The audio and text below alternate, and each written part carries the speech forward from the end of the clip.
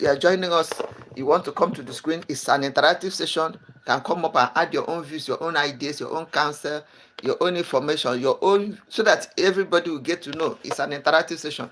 Number one thing we want to look at when it comes to relationships, how to make our relationship to be sweet, enjoyable, vibrant, lasting, is respect. You have to respect your partner, have to respect your person. Give him or her the respect you expect from her. Like, some people, they will say, I want a woman that will respect me, I want a woman that, then they don't know what it means. And respects are not but their end. So you have to work on your being able to have this respect from your partner. How do you respect her? What you don't want her to do to you, or how do you respect him? What you don't want him to do to you, you don't do it to him. Respect, they say, is reciprocal. I show you respect today, tomorrow you just be, to be easy for you to show me respect. Some people start when they ask you, okay, you said your wife should respect you or your partner should respect you, what do you mean? They don't know what they mean by partner should respect them. Okay, so that is what we want to address now. What do you exactly expect your partner to do? What you want her to do for you, what you want him to do for you, is what you should do. You live by the example. When it comes to relationship, don't just use verbal words and tell her what to do. No, demonstrate it so that she will know exactly what she is supposed to do to be that respectful partner you want. And you too, you have to respect her. So that she will know exactly what it means, and she has to respect you. She has to show you what she wants you to do for him or for her. That's how you make it to work fine. The next thing we look at is open communication. Communication is something we have been emphasizing on. We are not just talking about you talking to your partner, making him to understand what you are saying. No, it's not just that. It's making sure that he or she has understood you.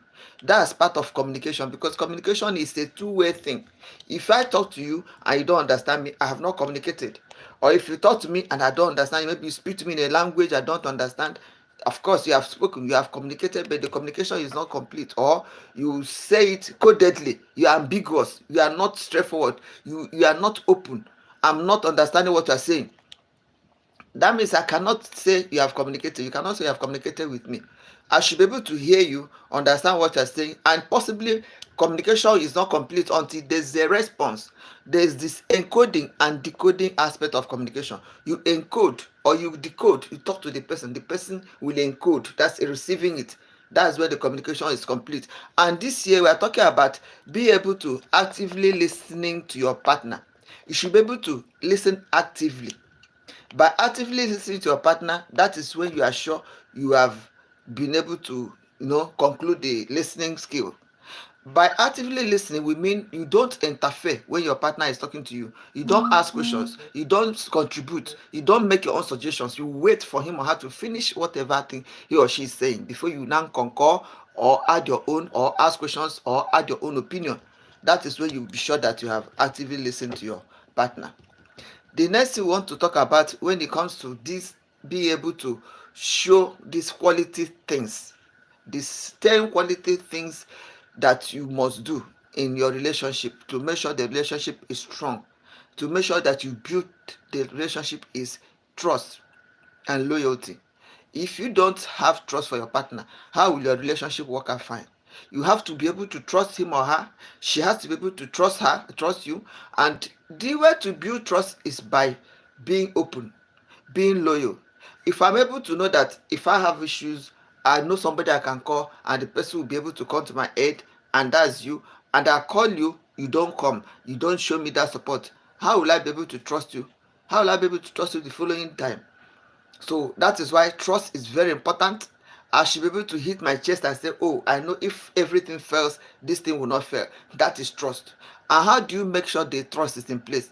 It's by being open, being transparent, being honest, being able to express yourself without ambiguity, without making him or her to start wondering, do you mean this, or does she mean this, or does she mean that?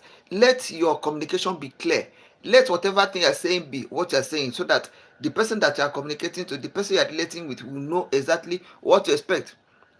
I should be honest enough to tell you I'm going to east, and you come and find out that truly I am going to the east. I'm not going to tell you I'm going to the east and then you find me and then I'm at the west. That is not good. It's not going to bring about trust. It's not going to bring about that loyalty that is expected in that relationship. I remember that trust is better you don't break it. It's very, very much better you don't break trust. Because once you break this trust, it's difficult to rebuild it. It's very difficult to rebuild trust in a relationship when it is broken. And so that's why you have to guide it jealously, pamper it, nurture it, make sure you do everything you have to do to make sure that you don't lose the trust of your partner or your partner doesn't lose his or her trust for you. And you have to be loyal to. He should be able to know that given these two things, my partner will do this, my partner will choose me over this, my partner will do, not thinking that I don't know, I'm not sure she will be able to resonate with me, I'm not sure she'll be able to, or he will be able to vibe with me, or will be able to reason with me. It is not proper. You should be able to relate with your partner to the extent that he or she can vouch for you anytime. He or she can speak about you whether you are there or not. Should be able to know. I can say that I'm sure my partner will take this position in this matter, and when he or she comes, it becomes the same. That's when you know, yeah, you have something going. The next thing is that you have to give and take. You learn the habit of giving and taking. You don't just expect your partner to be the only. Maybe there's a program that's coming, maybe Valentine's Day, for example. You are expecting her to give you. You don't give to. No. You should be able to know how to give little gifts, little things. They don't have to be expensive. It might just be a hand woven thing. It might just be a written letter. Just draft a letter, pour out your heart. In those days, in my own time, we used to have love letters. These days, I don't think love letters exist again. So ordinary writing of that kind of a beautiful episode for your partner is enough sign to show what you have for her or what you feel for him, and he or she should be able to accept that. Even that small thing, she should be able to attach importance to it. Like in my Africa, you don't give a girl roses or flowers, the person will be wondering, what are you doing? Instead of it, the money you use in buying these flowers, couldn't you have just used to buy me chocolate or sweet or something? So you should know what your partner likes, what he or she wants. And even if you don't know, so any little gift from your partner, you should be able to appreciate it and really like it and make him or her to feel good. Because if he is appreciated or if she's appreciated for the little one he or she does today, tomorrow he or she will definitely do more.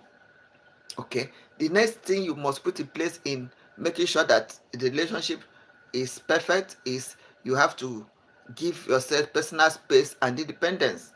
Give personal space and independence in the sense that I'm doing my own thing, I'm maybe developing myself, I'm growing in my career, or I'm growing in my trade, and it doesn't stop us from being friends. We are still friends, we are still vibing together, but I'm able to grow on my own. I'm able to be an independent person. I don't have to rely on you for everything, rely on you to take decision over what I wear, rely on you to take decision, unless we are together and we are, agree to handle it that way. But some things I should be able to do it by myself independently without you being compelled to come and do something or to come and help me or to come and tell me what to do. The next thing you must put in place is personal kindness. You have to be kind to each other. If you show kindness and show appreciation, of course we talked about it like giving and taking. That giving and taking aspect of it is more or less I should be able to put in into the relationship, and you put into, not only one person putting into the relationship, not only one person sacrificing for the relationship or helping to build the relationship. Two of us should work on it. So kindness has to do with I should be kind enough to understand your point of view. I should be kind enough to appreciate whatever small things you do, some effort, some advice. Even something as small as ordinary hello, maybe somebody making a time to call you, you should appreciate it, because it's not everybody that will want to call. For his or her time to be used to speak with you, to call you, you should be able to say thank you for calling, thank you, and show appreciation for his or her impact in your life, or the time he has spent or the time she has spent relating with you. The next thing you must do is you learn conflict resolution. It's very important. When definitely in a partnership relationship, in a love relationship, no matter, there must be conflict, there must be misunderstandings, there must be arguments, there must be times when the relationship looks like it wants to break down. How do you resolve the conflict is the challenge now. So some people will now resolve conflict about talking to each other, about attacking themselves. You are the one at fault, you are the one that caused it, you are the one that made a mistake. No, instead of you to attack person or attack yourself or say I'm the one at fault or I caused it. No, tackle the problem. What is the problem that you have had? What challenge is it? Maybe you have a problem about time. You were supposed to go somewhere and somehow you didn't make it, and you got there, it was late, and you couldn't meet up with your appointment, and where somebody may have caused it.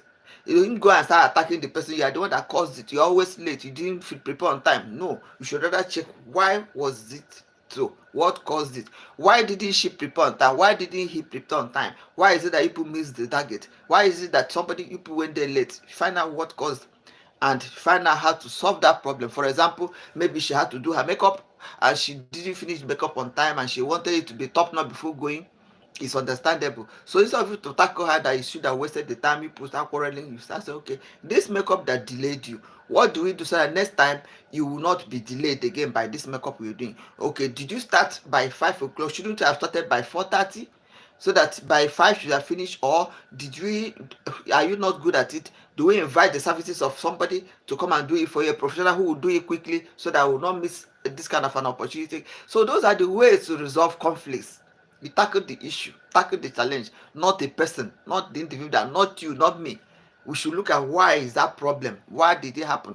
That is how you solve the problem and make sure that it doesn't even come up next time.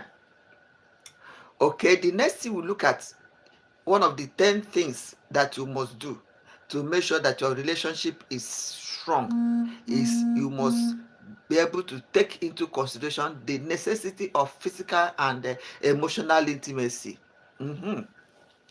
You have to be intimate with each other, physically and emotionally.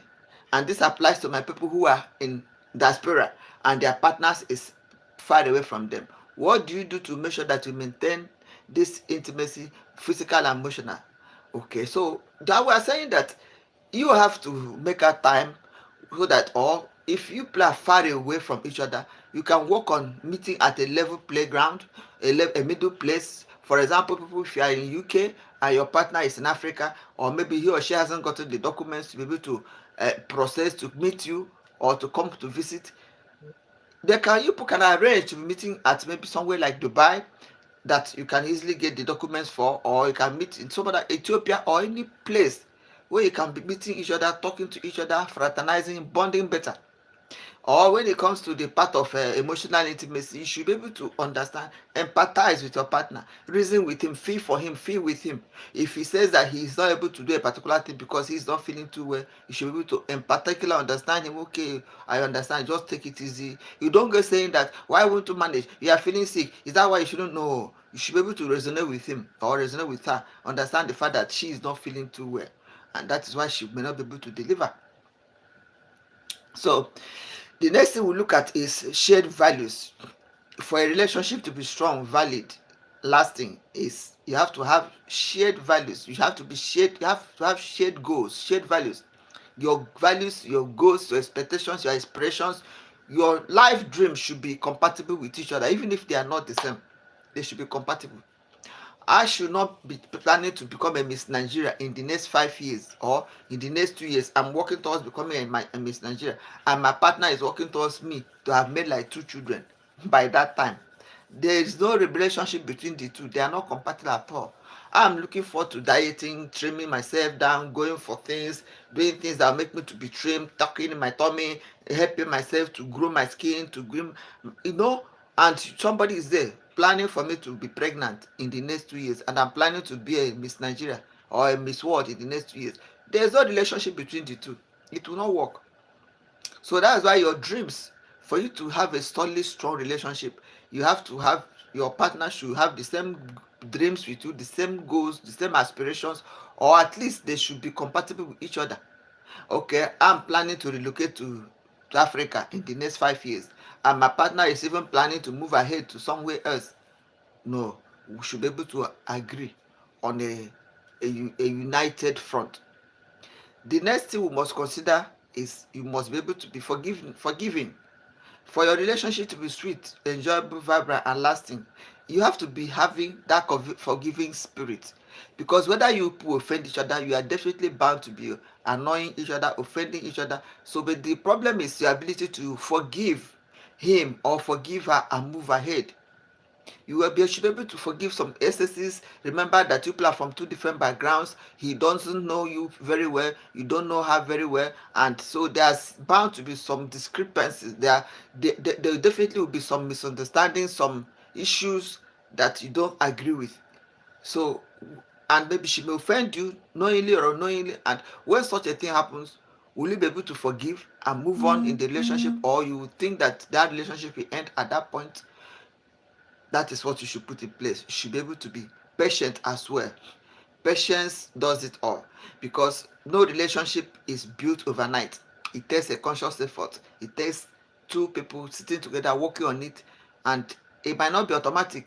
So you still need patience to make it grow. All these points we have mentioned, things you must do: respecting each other, being able to communicate openly, being able to trust each other and be loyal to each other, being able to give and take. Whatever thing you give, you should not expect what you can't give. You should be able to give what you can, take what you can give. Then having space and independence, showing kindness and appreciation, being able to resolve conflict resolution, resolve it in a way it's amicable, being able to have physical intimacy and emotional intimacy, and having shared values, shared goals, shared aspirations, shared future plans, and forgiveness. All these things, they come along with patience. You have to be patient to be able to achieve all these things. If you are not patient, if patience is not one of your virtues, it's good for you to go and incorporate it and work on it and groom it, because that's the crux of the matter. That's the crux of your relationship.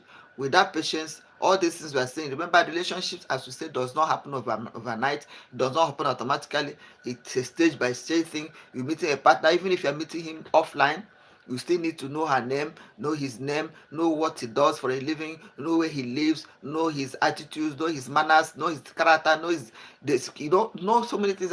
All these things are stage by stage. You should be patient. You should be patient and be willing to, reciprocate, to be able to align with whatever thing he or she is doing and he or she is having position on, so that you people will have less friction. You'll be able to study each other and learn how to make the relationship work, because relationships sweet, but you have to walk the walk. You have to walk the walk. So that's what we have for today. These are the 10 guiding principles that will make sure that your love relationship is solid, strong, vibrant, and lasting. And if you have any other points we didn't mention, you can mention it now, so that other people will get to know. And if you are just joining us now, you can do it by listening to what we are saying. We are talking about 10 guiding principles, 10 major guiding principles that will help your love relationship to be solid. Number one, we said it has to be respect. You have to be respectful to each other. You have to be able to communicate openly. By communicating openly, you have to be honest, you have to be truthful, you have to be reliable, and openly communicate. Be open, being open. You won't say one thing and mean another one. The next thing is being able to trust your partner and make sure that you are trustworthy too, and being loyal. The next thing is being able to give and take.